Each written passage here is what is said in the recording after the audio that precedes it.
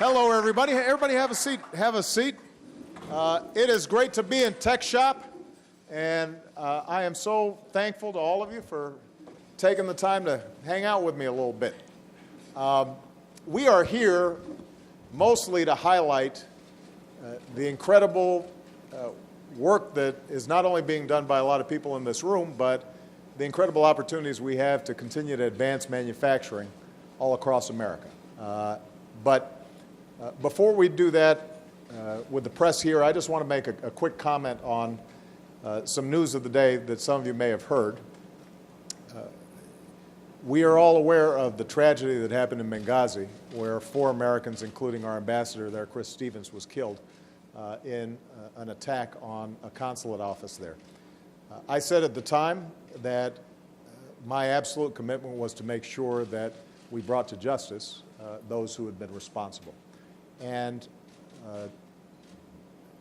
yesterday, our special forces, showing incredible courage and precision, were able to capture an individual, Abdul Qatala, who is alleged to have been one of the masterminds of the attack.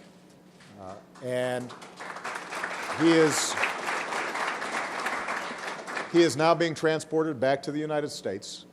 I say that, first of all, because we continue to think about and pray for the families of those who were killed during that terrible attack. But more importantly, it's important for us to send a message to the world that when Americans are attacked, no matter how long it takes, we will find those responsible and we will bring them to justice. And that's a message I sent the day after it happened, and regardless of how long it takes, we will find you. And I want to make sure that everybody around the world hears that message very clearly, because my first and most solemn duty as President and Commander-in-Chief is to keep the American people safe. And there are a lot of dangers out there and a lot of challenges, and our diplomats serve with incredible courage and valor in some very difficult situations. They need to know that this country has their back and will always go after anybody who goes after us. Now, with that in mind, let me get to the point of this gathering here today. I want to thank Mark and Jim for the great work that they've done in helping to set up TechShop. And the reason we wanted to come out here was we've made enormous progress over the last several years in revitalizing American manufacturing. There was a time when people felt as if no matter what we did, that companies were going to be moving overseas and jobs were going to be moving overseas, and American manufacturing's days were behind us.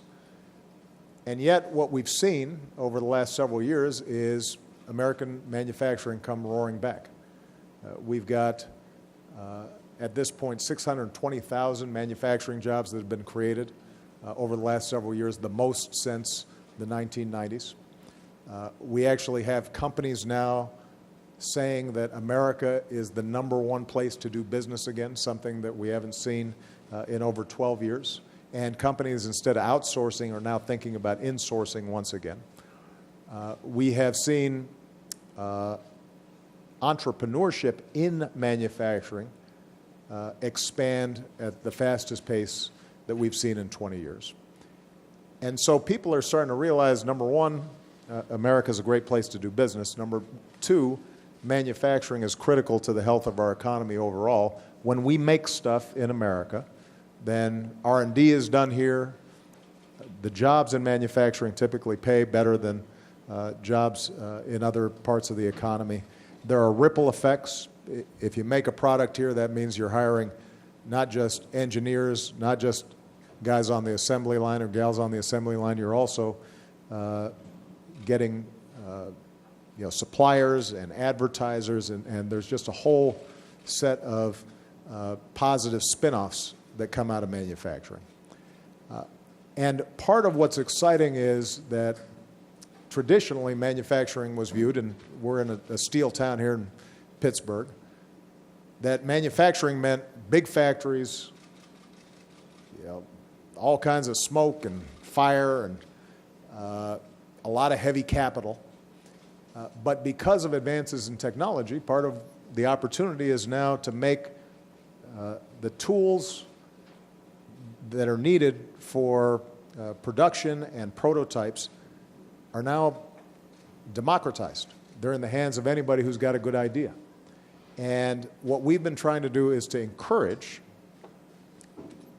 more and more entrepreneurs, inventors, to not just take root here, but also have access to the kinds of equipment and technology, whether it's 3D printers or laser cutters, that allow them to design their own ideas, create prototypes, put them out to market, test them, tinker with them, refine them, and ultimately create brand new businesses. And nobody has done a better job or is a better example of this new trend than what's being done here at TechShop. For the price of a gym membership, people can become members of TechShop. They're able to have access to a bunch of cutting-edge technology, and folks are able to create products, ideas that, in some cases they're just doing as a hobby or for pleasure, but in some cases actually lead to businesses that end up thriving. Probably the best example is the Square, the little gizmo that people are putting into smartphones and are using for payment purposes and be able to swipe a credit card. Now a $5 billion business. Prototype was designed at a tech shop. I have another example that's near and dear to my heart because I actually own one. It's a dodo case. Somebody have my dodo case around here? Let's bring out my dodo case. This is, first of all, this is a great product. I love dodo. See, this is my iPad case. That's a picture of Malia and Sasha there. Me giving them a hug. I love this case, and the first prototype was made at a tech shop. And now you've got a whole bunch of people who've got a business and who are employed there, and they're manufacturing and selling all across the country. So we have the opportunity to grow ideas here in the United States, create businesses, create opportunities.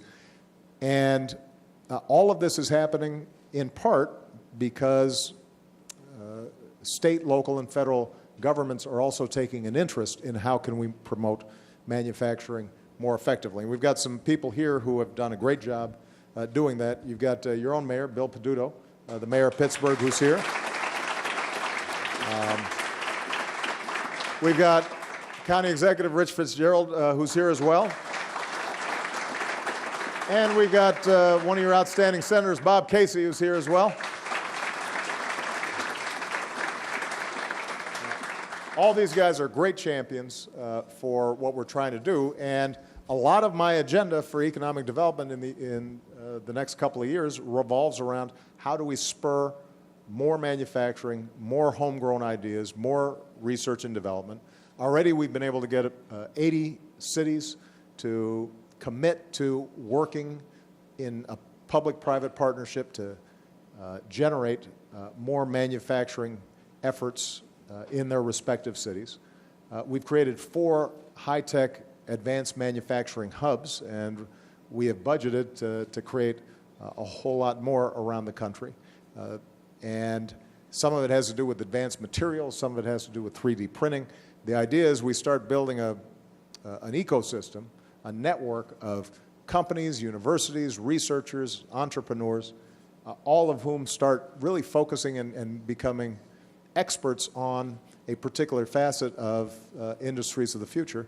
That's how we're going to build more and more niches that allow us to dominate the market and sell more products made in America, not just here in the United States, but overseas. So we've got a lot of possibilities, but we're going to have to continue to make some important investments. And I'm here to tell you that as long as I'm president, at least, one of my top priorities is going to be to continue to build up manufacturing because I want to make sure that if you work hard in this country, if you've got a good idea, if you're willing to put in some sweat equity, that you can make it here in America and live out your American dream. Because when we have an economy that works not just from the top down, but from the bottom up, and everybody's got a stake, and everybody's doing well, everybody's pulling in the same direction, that's when our economy grows best. Our economy does not grow as well when it just works for a few at the very top, and ordinary workers or small business people get squeezed. And I think this is an enormous opportunity for us to take advantage of. So that's what I wanted to say at the top. Now what I want to do is just hear from you, questions, comments, ideas. We got about 45 minutes. I'll try to keep my answers short if your questions are short. And I'm going to start off with Mark. Thanks. Thank you, Mr. President, for the opportunity to host you here. First, as a former Green Beret, thank you for going and getting that guy and letting our folks do their job. Absolutely. It's a big deal. You're hosting the White House Maker Fair tomorrow, and so I want to bridge the advanced manufacturing to makers. I'm just curious, kind of now that you've been through this space, you've heard some of the stories, how do you see the maker movement playing into your objective of helping manufacturing in the U.S.? It's a great question. Tomorrow, I'm going to be hosting the first White House Maker Fair. And for those of you who are less familiar, there is an entire movement across the country of people who are recognizing that with new technology, that the tinkerers, the people who are working in their garage, who are coming up with an idea, that the barriers to entry, the capital they have to put in to work up those ideas are now drastically reduced. So what we decided was, let's invite a whole bunch of folks who've come up with wonderful stuff, some products that they're selling, some that they've made for themselves, students, entrepreneurs, established business leaders. Let's bring them to the White House so that they can share ideas and network a little bit, and so that we can highlight some of the tremendous work that's already being done out there. And part of my goal has been to use the power of the presidency to highlight some great stuff that's already going on out throughout the country. We've now had several science fairs because I'm trying to encourage young people to look at science, math, technology, engineering as a critical profession if we're going to maintain our innovative edge in this global economy. The Makers Fair is the next iteration of that. In order for us to stay ahead when it comes to innovation, and we remain the most innovative economy in the world by far, we've got to have basic research. We've got to have skills like math and science and engineering that are developed. But we also have to provide platforms for people, once they have these ideas, to go out there and actually make stuff. So the Maker Fair is an extension of this broader effort that we've been trying to make, including significant investments. We've seen an increase in federal funding of basic research around manufacturing, for example. We've boosted by about 30% because we want more people to remember what it is that made us an economic superpower in the first place. It wasn't just the financial sector and a lot of the parts of the economy that have become dominant today. It was folks like Thomas Edison. It was the guys at HP in their garage coming up with new ideas, willing to take risks, willing to experiment. In the past, that kind of innovation and entrepreneurship has been a driver of our economy, but there are a lot of people with good ideas who've had difficulty getting started because getting the equipment they needed in order to get started was often cost prohibitive. Technology allows us to lower those costs. Now we've got to make sure that we are taking advantage of these new opportunities.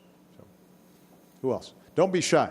This looks like a pretty knowledgeable group here. Yeah. What's your name? Introduce yourself before you ask a question. Thank you. Thanasis Rikakis, Vice Provost for Design, Arts and Technology at Carnegie Mellon. Welcome to Pittsburgh. Great to have you here to announce these important things. I have an educational question for you. All the maker paradigms that you're mentioning, because they accommodate many different learning styles, they also have the ability to enhance and diversify the STEM pipeline.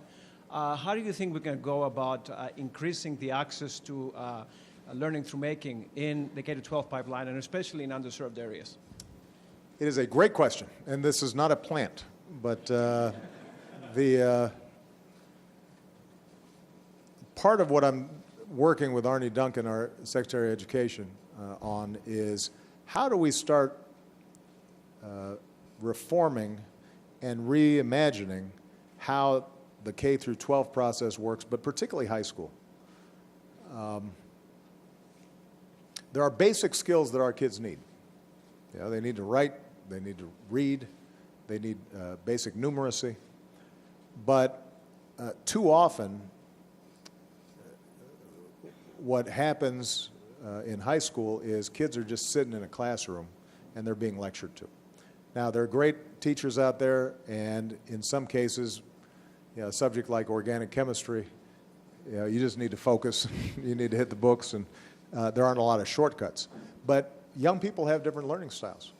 And not everybody is going to necessarily go to a four-year college or university. Not everybody is going to be interested in French literature. There's some folks who, they just want to, they're going to learn by doing. And so what we've been trying to encourage is, are there ways for us to introduce apprenticeships, models for high school in which kids are working at the same time as they're going to school? You know, so if you want to be a graphic designer, you've still got to take the basic classes, but are there ways of designing those classes around you also working with a graphic designer who's already on the job, and you can get a concrete sense of what's possible? I do usually 3 commencements a year. One is a high school commencement. I just did a commencement at Worcester Tech in right outside of Boston. And the principal there is amazing, young woman. She was voted the National Principal of the Year. But they have boosted their math scores by 100%, their reading scores by 200%, and they have in-house in the university, by partnering with businesses, they've got a veterinary clinic, they've got a car detailing shop, they've got a computer design program, and so kids actually participate and are running businesses even as they are learning. And that kinds of hands-on approach oftentimes is going to be a lot more effective and a lot more relevant to these young people. A whole bunch of them are going to go on to community colleges. Some of them are going to go to four-year universities. Some of them may work for a while, for 5 years, and then once they have a better sense of the skills they need in the occupation that they're interested in, they'll go back to school. But giving kids a bunch of different pathways to suit their learning styles and their interests, I think is going to end up producing better outcomes. One last point I'll say, just in terms of STEM education, we're also trying to really focus on not only how do we get best practices spread among teachers to teach math and science so that it's not just classroom learning and kids are less intimidated. We're really focusing on girls and minority students who are often underrepresented in STEM education. And that's been a major focus of our education reform efforts. Yeah. Do we have a mic up here? Here we go.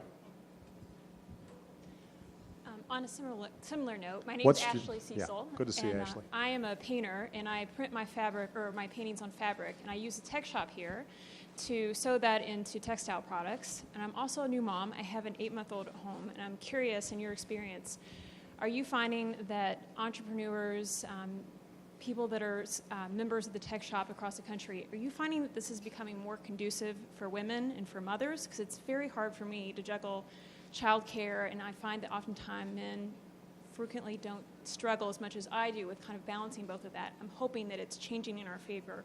And I know that you had mentioned that you hope that you're finding more girls are becoming interested in this as a career path, but it's certainly, I'm one out of every 10 that's here in the tech shop, but I hope that maybe you're finding that's changing. Well, I will tell you that the challenges of women in the workplace exist whether you're an entrepreneur or you are taking a more conventional route, which is part of the reason why next week we will be having a all-day summit on working families. And part of our focus here is how do we make sure that families in general, but women in particular, are able to achieve and succeed in the marketplace without being penalized for also doing their most important job, which is making sure that our kids turn out well. And that means equal pay for equal work. That means increasing the minimum wage because women are disproportionately represented in low-income occupations. It means making sure that we've got a credible child care network. We probably have as bad a child care safety net as any developed country, and we need to be doing a lot better on that front. And so the interesting thing is what we're finding is a lot of companies are realizing that family-friendly policies end up being good business, not just the right thing to do. People are more productive. You know, Michelle talks about how when she worked at the University of Chicago Hospital, her first interview, she actually brought Sasha into the meeting with the CEO. She just wanted to kind of see, all right, how's he going to respond? Sasha was still in the bassinet, you know, the car seat thing. And because her point to her employer was, this is who I am. I think I can do a really good job, but it means that if I have to take her to a pediatrician, I don't want to have to argue about whether or not I can do that. And if you are supportive of my efforts with my family, then you're going to get 110% out of me, but you've got to have some flexibility in terms of time and so forth. A lot of employers, I think, are starting to realize that. It's harder for smaller businesses because if you've only got 4 or 5 employees, sometimes trying to figure out how to build in that flexibility may be more challenging. And that's where federal policies, tax policies, child care policies, that can make a difference. It's not just to help the individual, it's also to help the small business who may not have the resources that a Google or a Ford Motor Company might have in terms of creating a more family-friendly workplace. But this is an area that we're going to have to spend more time on. And by the way, I just want to emphasize this. This is not a women's issue. This is a family issue. Women now bring in close to half of all income. And there are a whole lot of families out there where the woman is the primary breadwinner. And, you know, if Michelle's not being paid fairly, then that's not helping me. I want her to get what she rightfully deserves. I want her being paid the same as a man doing the same job because that is helping our family. I will say the First Lady's kind of a bad example because the First Lady doesn't get paid, and she works pretty hard. Obviously, we're okay. But the truth is this is a family issue. And also, by the way, more men, fathers, we just had Father's Day a couple of days ago, more men want to be involved in their kids' childhood as well. And so, flexibility, family leave, those are all policies that are critically important to all of us. All right? Yeah.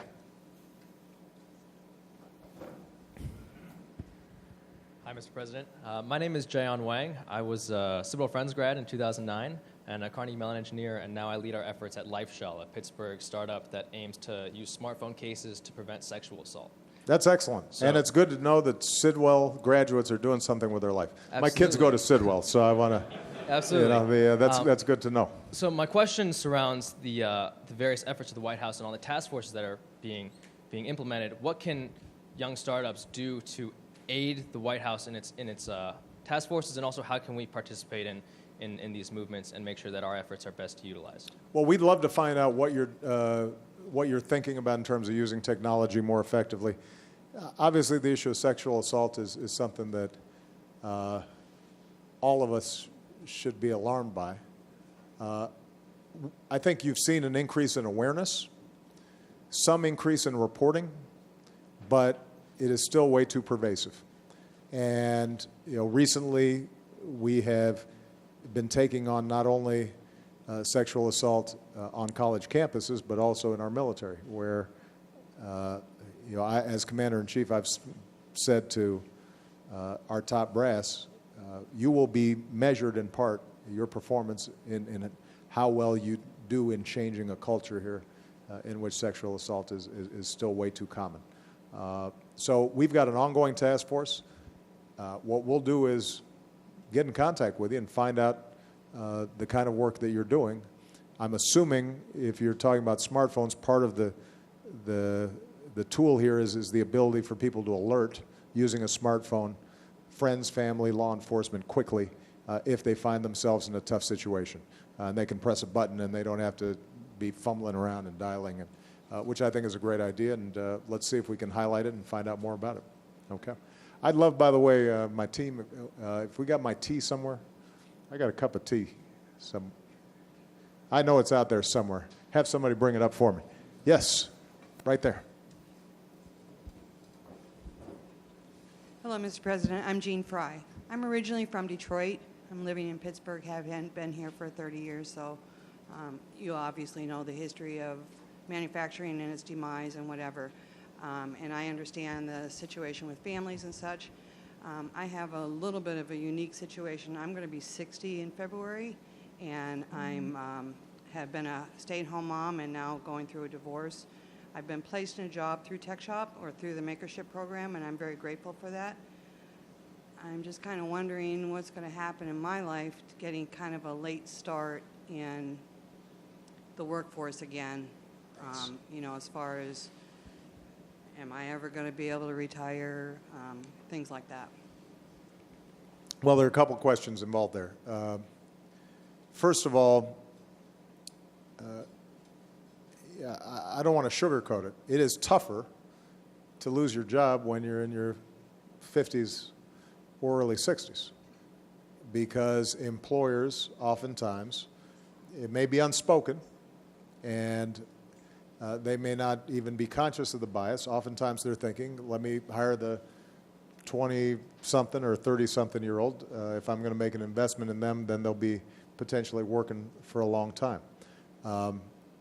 One thing that has helped, by the way, is the Affordable Care Act, because in the past, a lot of employers thought to themselves, if I have an older worker, that means that I may have higher health care costs. We have seen over the last 3 years the slowest increase in health care costs in 50 years. For small employers, oftentimes their employees may be able to get health care through the Affordable Care Act, where the employer, him or herself, can't provide health care. So that's helped. So I would argue that oftentimes older workers are the best workers. They've got experience. They know how to work with others. They've gone through a lot of the things that younger workers have to go through to settle down a little bit. I won't mention specifics, but they're less likely to go out late at night after work, for example. So in terms of reliability, skill, conscientiousness, I think that older workers are a great investment, particularly because people are healthier now and they're living longer and they're taking care of themselves more. But older workers who lose their jobs have to recognize that they are probably going to have to adapt and retool in order to get an opportunity. You know, if you lose your job at 55, you may not be able to be in the same industry that you were in before. And you may have to spend a little bit of time at school. You may have to make a pitch to an employer, give me a chance for a short time and let me show you what I can do. It's not always fair, but that may be what's required. I went to school too, and now at my age, I'm straddled with $30,000 in student debt, and I feel that I couldn't get a job in too. So, I mean, there's that added. Well, and look, the whole issue of student debt is something that all of us have to address in a serious way, and we're spending a lot of time focusing on universities and colleges to keep their costs down. And we've got legislation that got voted down by Republicans in Congress most recently to allow people to refinance their student debt. That's got to be a priority as well. But the good news is that the economy now has produced more than 9 million jobs over the last 4.5 years. And so although the economy is still healing, generally the employment outlook now is better than it's been since the Great Recession, since I came into office. That then means that as there are more job openings, it's a little bit more of a applicants are going to have a little more leverage in terms of possibly getting hired, and that means that some folks who had been discouraged from getting into the workplace over the last several years are going to start finding that their skills are a little more appreciated than they were in the past. Okay. Yeah.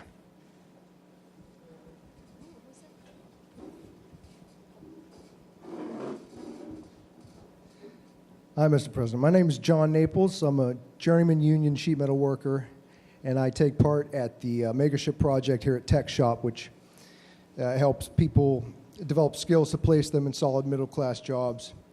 And I run a volunteer welding focus group on Thursdays. Anyway, my ultimate goal is to start my own business, and I'd prefer to use organized labor because I know the level of our training and the pride that we take in our work.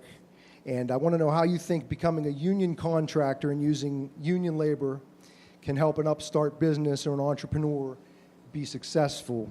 And how can we make it easier for people like me to make the transition from union worker to business owner? Well, look, Pittsburgh historically has been a union town. America was built by workers who, over time, through a lot of struggle, got the right to bargain collectively. I don't think it's an exaggeration to say that our middle class was built in part because unions were able to negotiate weekends and overtime and benefits, things that now non-union workers take for granted. Well, you got those because unions were out there fighting for you for a very long time. Now, it's no secret that unions have been back on their heels a little bit over the last several decades. Part of that has to do with the globalization of the economy. Companies say to themselves, well, we can move anywhere. Now that supply chains are dictated more by technology, the cost of transportation have dropped, and that has given unions less leverage. And so only a small percentage of private sector jobs now are unionized. I would continue to argue that we should do everything we can to strengthen unions in this country. Unions have to be flexible. Unions have to recognize that if you're working for a company, that company has to have a bottom line. They're competing against non-union labor as well. The good news, though, is that typically union workers know how to do the job. And So what you may lose incrementally because you're paying slightly higher wages or higher benefits, you're gaining in skills, reliability, productivity. And if you can create a culture where employers and workers feel both invested, those are the companies that succeed over time and can thrive. Now, if you're an entrepreneur, if you're starting off and you're a skilled tradesman, I think the challenges in terms of that transition are the same as for everybody who wants to start a business. Typically, the issue is, can you get capital to start it up?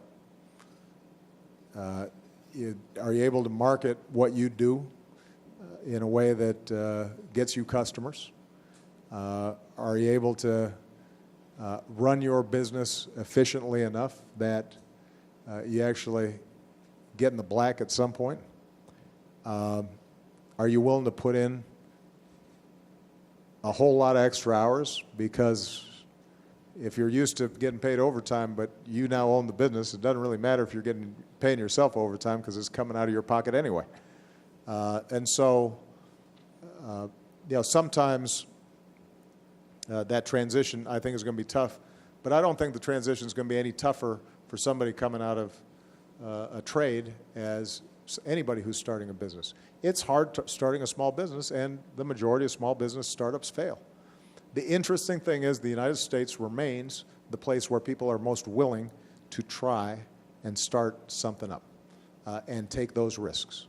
And part of what we should be doing is encouraging that culture.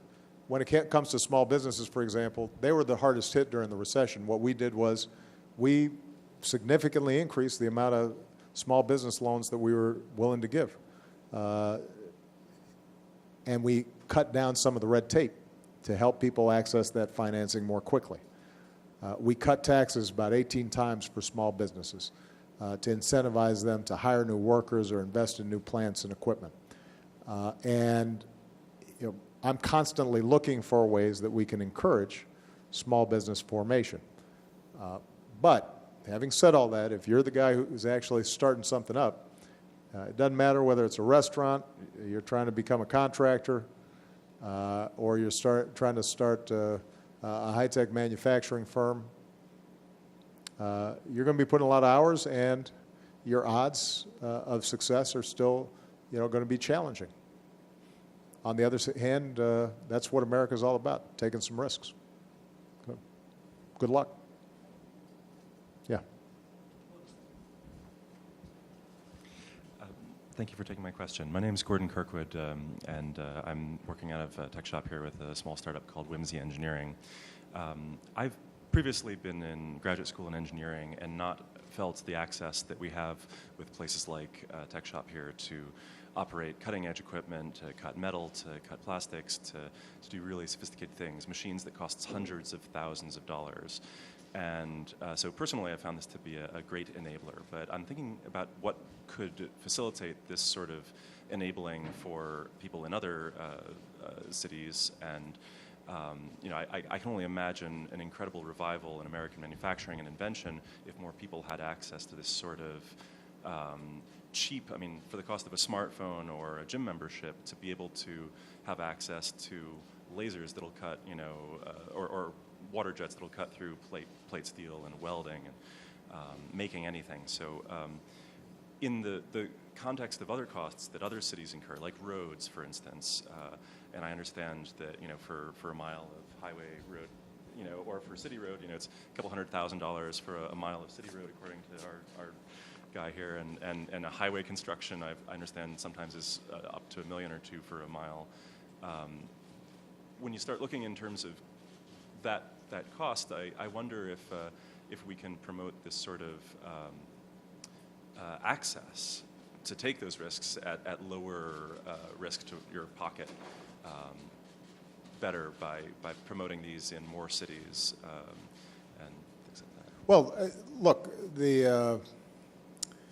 one of the things that we're already doing as part of our overall effort is to find ways that we can make the resources of the federal government more available to the general public. So, for example, the Department of Energy, which has some cutting-edge technology and laboratories, if in fact they are not being utilized 100%, are there ways in which, in a controlled way, we can give more access to these assets for companies that are trying to start something up? One of the things that we're looking at is NASA, which has incredible equipment. Are they able to work with companies in their areas so that there may be certain hours or certain periods of time where folks with proper training are able to use some of these assets? In some ways, part of what technology has enabled is the same thing that's driving something like Uber or, Airbnb, this concept of share economy. Well, the federal government has a lot of assets. Can we figure out ways in which, when those assets are being underutilized, somebody who might be able to utilize them could use them? And so I think we're thinking more creatively about that. Another example is the federal government possesses incredible amounts of data.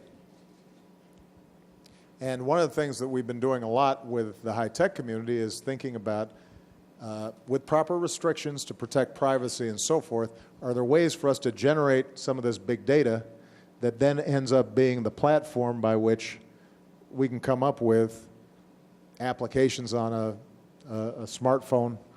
Essentially, all the weather apps that you have on your phone are all based on data that the government collected, National Weather Service, and which is why, by the way, when there's a government shutdown, people should remember the government does a lot of things you just don't notice, and that a lot of businesses rely on.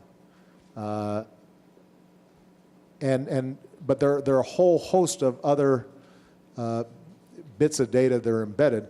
Google Maps, in part, started with the fact that there's a whole bunch of maps out there that are already part of the public record, and data has already been collected. And if you can make that accessible, that then suddenly becomes an opportunity for somebody creatively to look at that data in new ways and come up with new ways of creating useful services or products. So this is an area I think that we're going to continue to explore. Obviously, we've got to, I can't rent out the space shuttle to you, or whatever. I mean, there are going to be some, some particle collider that's worth $1 billion. I don't want you messing around with. I want physicists in there doing the work. But what we know is that there are areas where we can, in fact, enhance what's already being done by companies like TechShop. Universities, by the way, are in the same situation. Universities have a lot of access, or generally have the capital to make large investments, particularly big research universities. Obviously, their first and primary mission is to educate.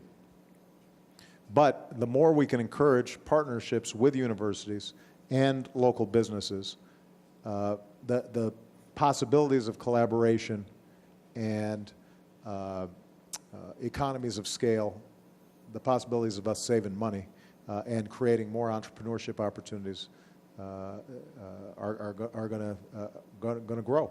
And look, a city, you mentioned earlier about moving from Detroit to Pittsburgh. If you think about the contrast between Pittsburgh and Detroit, and there are obviously a lot of reasons why some cities were able to bounce back when manufacturing started taking a beating. Part of it was Pittsburgh had these incredible anchor universities that created the ability to diversify their economies, your economy, in a way that was a little tougher for Detroit to do. But every city that is succeeding today in this global marketplace has to have some mechanism where the private sector is collaborating with the public sector, with universities, because nobody can do it alone. Okay. Yeah, right there. Right in front of you, yeah. Hi, I'm Ann Lopez, and I'm the founder and CEO of a company called Romeo Delivers. I'm sorry, what's it called? Romeo Delivers. Romeo Delivers. Tell me about Romeo Delivers. So we're on a mission to help strengthen relationships. Oh, I see, okay. So what exactly is Romeo delivering? It's G-rated. That's all right, well, this is a so- family-friendly show. It is. We're a family-friendly business as well. And we just really believe that there are ways that couples can be communicating and interacting on a more fun and romantic way that I think because of the digital age that we think texting and things doesn't really replace that physical interaction and like writing notes to each other and doing things like that. So we design and manufacture products that inspire that.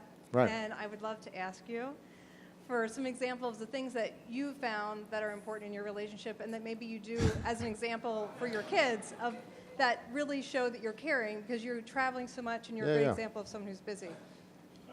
You know, without getting too personal, I will say this, that some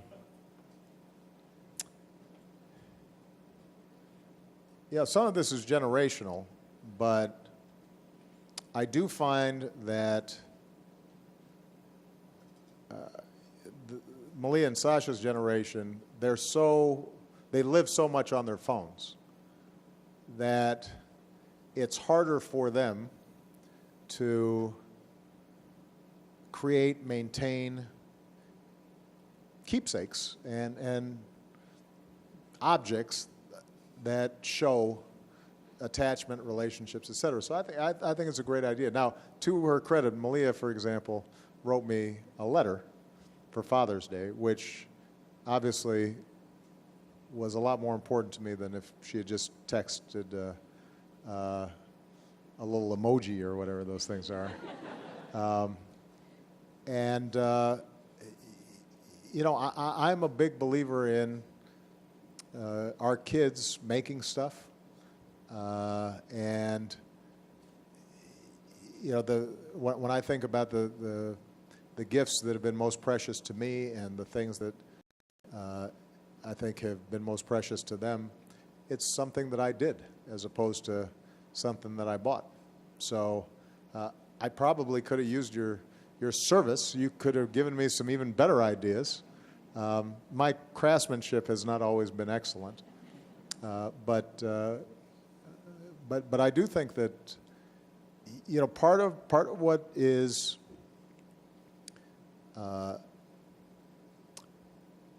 part of what's interesting in this moment in our economy is also what's scary about it. Very few people are going to live and work in one company for 30 years. That model doesn't exist. There's just too much disruption because technology moves too quickly and globalization moves too quickly. And so the skill sets that we want to pass on to our kids are the basics, the foundations, right? Communications, numeracy, things like that. But it's also the ability to create, to adapt, to get an idea, execute that idea. And what's exciting is that people have more tools than they ever had in their hands to do that.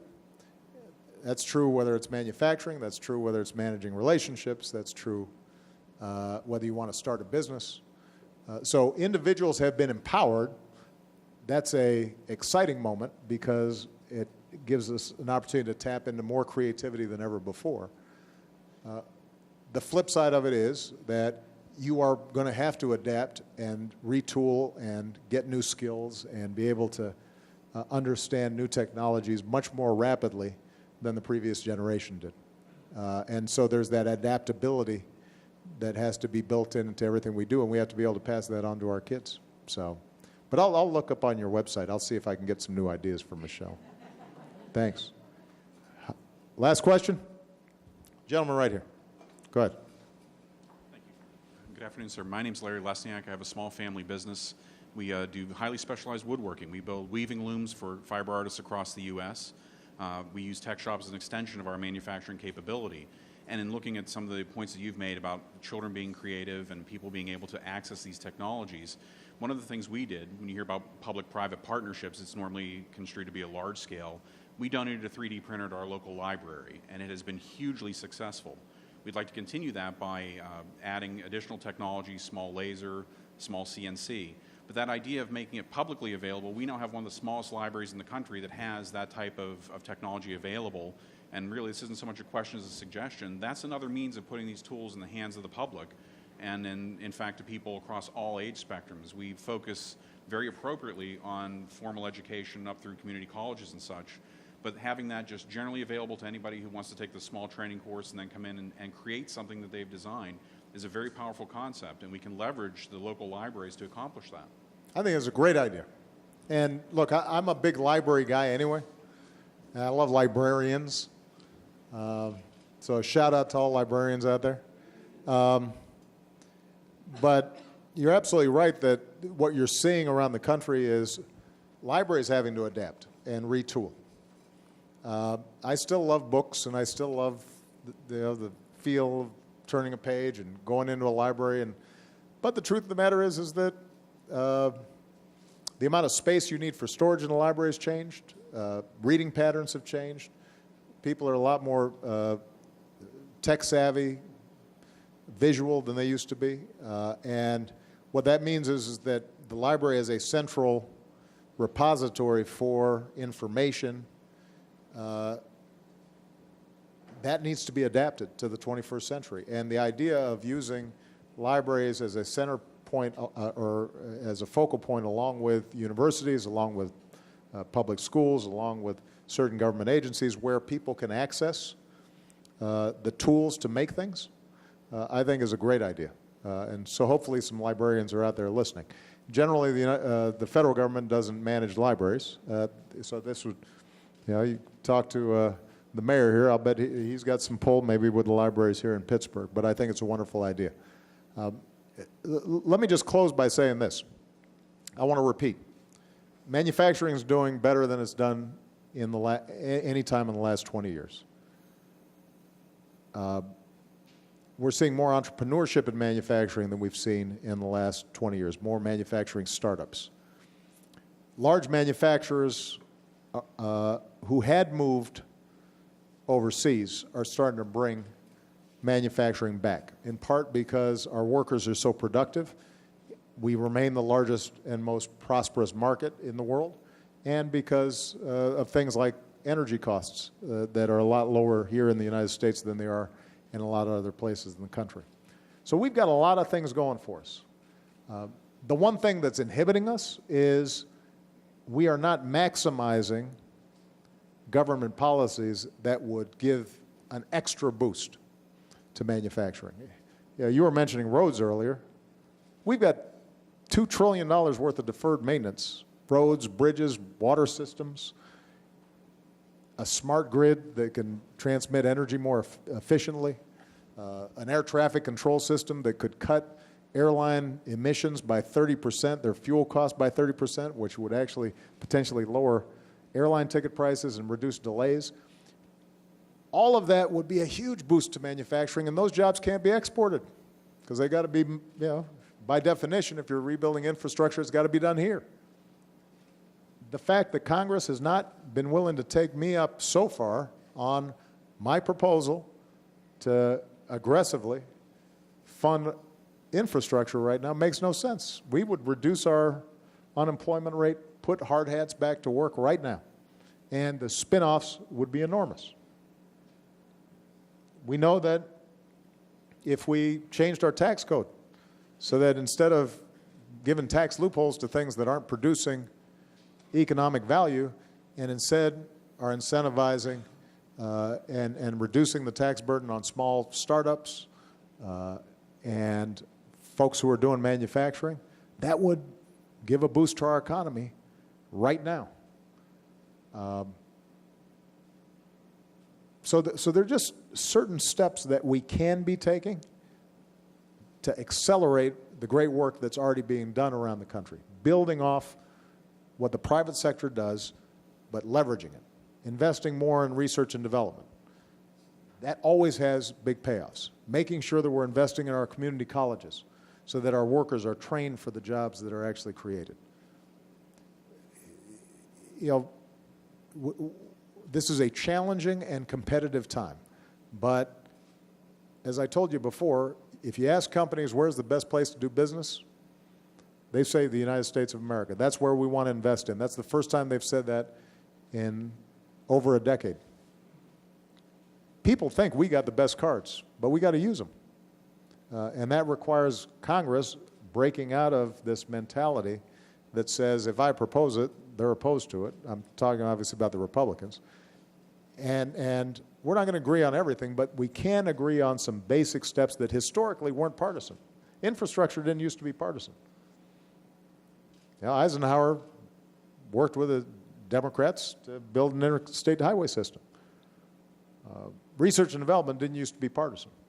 That was something everybody agreed was important to make it, and that government had to make those investments in some cases because the private sector just couldn't justify the costs of true basic research. Making sure that we have the best university system in the world and that it was accessible. When I went to school, the amount of debt that I took out for my entire undergraduate education, and I got some grants and I worked while I was there, but I basically paid off my entire student debt my first year out of school. I had to take a job I didn't like that much to do it, but I knocked it out. Kids these days are just as hardworking, if not more hardworking and conscientious than I am, but they're still coming out with $25,000, $30,000 worth of debt. We can do something about that. So I want everybody to feel optimistic and hopeful about the future of manufacturing and the future of entrepreneurship and the future of the American economy and our huge advantage in innovation.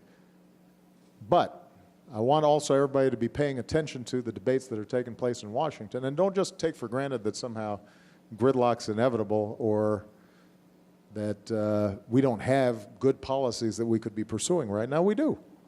The reason we don't pursue them is because of politics. And we got one party that just decides, you know, they want to say no to everything because they're looking at the next election instead of what's good for the next generation. All of you inspire confidence in me, and if that's reflected in how we operate in Washington, I think we're going to do just fine. All right? Thanks, everybody.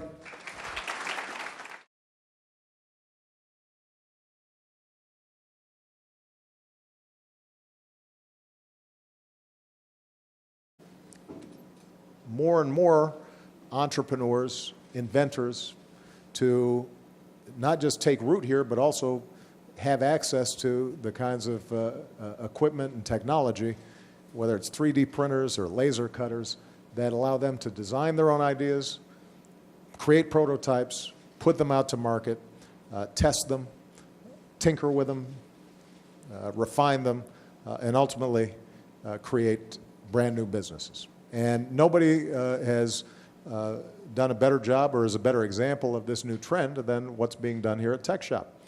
For the price of a gym membership, people can become members of TechShop. They're able to have access to a bunch of cutting-edge technology, and folks are able to create products, ideas that, you know, in some cases they're just doing as a hobby or for pleasure, but in some cases actually lead to businesses that end up thriving. Probably the best example is the Square, the little gizmo that people are putting into smartphones and are used to using for payment purposes and be able to swipe a credit card. Now a $5 billion business. Prototype was designed at a tech shop. Hello, everybody. Everybody have a seat. Have a seat. It is great to be in TechShop, and I am so thankful to all of you for taking the time to hang out with me a little bit. We are here mostly to highlight the incredible work that is not only being done by a lot of people in this room, but the incredible opportunities we have to continue to advance manufacturing all across America. But before we do that with the press here, I just want to make a quick comment on some news of the day that some of you may have heard.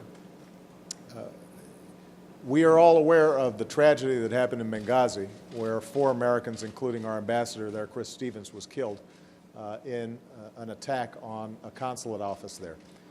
I said at the time that my absolute commitment was to make sure that we brought to justice those who had been responsible. And yesterday, our special forces, showing incredible courage and precision, were able to capture an individual, Abdul Qatala, who is alleged to have been one of the masterminds of the attack. And he's here today. I want to thank Mark and Jim for the great work that they've done in helping to set up TechShop. And the reason we wanted to come out here was we've made enormous progress over the last several years in revitalizing American manufacturing. There was a time when people felt as if no matter what we did, that companies were going to be moving overseas and jobs were going to be moving overseas, and American manufacturing's days were behind us. And yet what we've seen over the last several years is American manufacturing come roaring back. We've got, at this point, 620,000 manufacturing jobs that have been created over the last several years, the most since the 1990s. We actually have companies now saying that America is the #1 place to do business again, something that we haven't seen in over 12 years. And companies, instead of outsourcing, are now thinking about insourcing once again. We have seen entrepreneurship in manufacturing expand at the fastest pace that we've seen in 20 years. And so people are starting to realize, number one, he is now being transported back to the United States. I say that, first of all, because we continue to think about and pray for the families of those who were killed during that terrible attack. But more importantly, it's important for us to send a message to the world that when Americans are attacked, no matter how long it takes, we will find those responsible and we will bring them to justice. And that's a message I sent the day after it happened, and regardless of how long it takes, we will find you. And I want to make sure that everybody around the world hears that message very clearly, because my first and most solemn duty as President and Commander-in-Chief is to keep the American people safe. And there are a lot of dangers out there and a lot of challenges, and our diplomats serve with incredible courage and valor in some very difficult situations. They need to know that this country has their back and will always go after anybody who goes after us. Now, with that in mind, let me get to the point of this gap. America is a great place to do business. Number two, manufacturing is critical to the health of our economy overall. When we make stuff in America, then R&D is done here. The jobs in manufacturing typically pay better than jobs in other parts of the economy. There are ripple effects. If you make a product here, that means you're hiring not just engineers, not just guys on the assembly line or gals on the assembly line. You're also getting suppliers and advertisers, and there's just a whole set of positive spin-offs that come out of manufacturing. And part of what's exciting is that traditionally manufacturing was viewed, and we're in a steel town here in Pittsburgh, that manufacturing meant big factories, all kinds of smoke and fire and a lot of heavy capital. But because of advances in technology, part of the opportunity is now to make the tools that are needed for production and prototypes are now democratized. They're in the hands of anybody who's got a good idea. And what we've been trying to do is to encourage